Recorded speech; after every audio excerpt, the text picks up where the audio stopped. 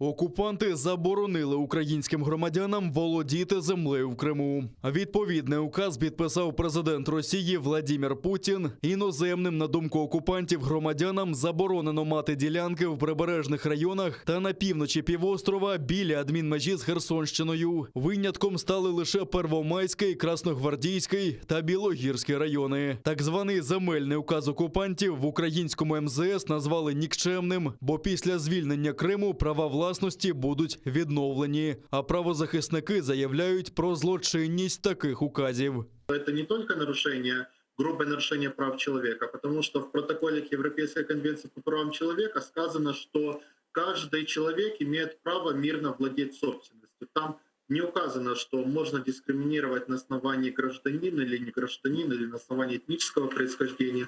И также это военное преступление, потому что то, что Россия делает с захватом собственности, независимо от того, это государственная собственность или частная собственность, если она не оправдана военной необходимостью, это военное преступление.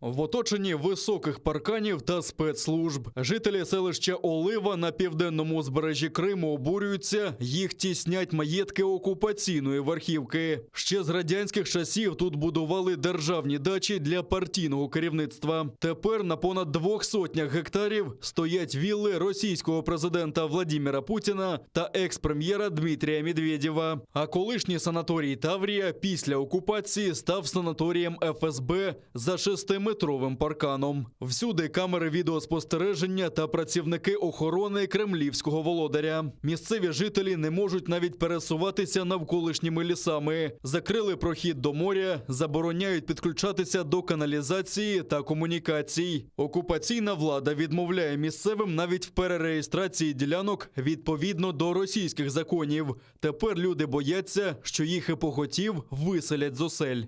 Для нас вот до туда чертова лестница и до гор охраняемая зона, не территория, а зона, как в тюрьме. Мне, пожилому человеку, окунуться в море, мне надо ехать или в Форос, или куда еще там? Кострополь, Жуковка. Это значит, мне 5 километров спуститься до трассы и по трассе еще куда-то. А раньше мы спускались прямо вот отсюда и к морю.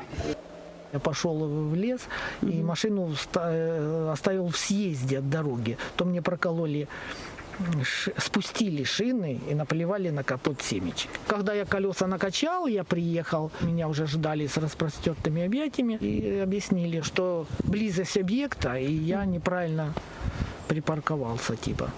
А в том году женщину при выходе с чертовой лестницы остановили и оштрафовали на 3000 рублей. За неправильную парковку или за что? За посещение леса.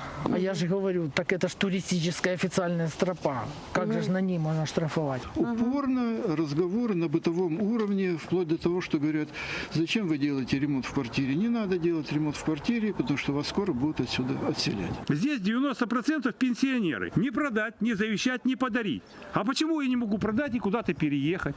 А за что я голосовал за Россию здесь? В 2014 году у госрегистратора на двери висела бумажка, на которой большими буквами написано, что украинские документы считаются бессрочными. Но если они бессрочные, так а почему не дается российское право собственности?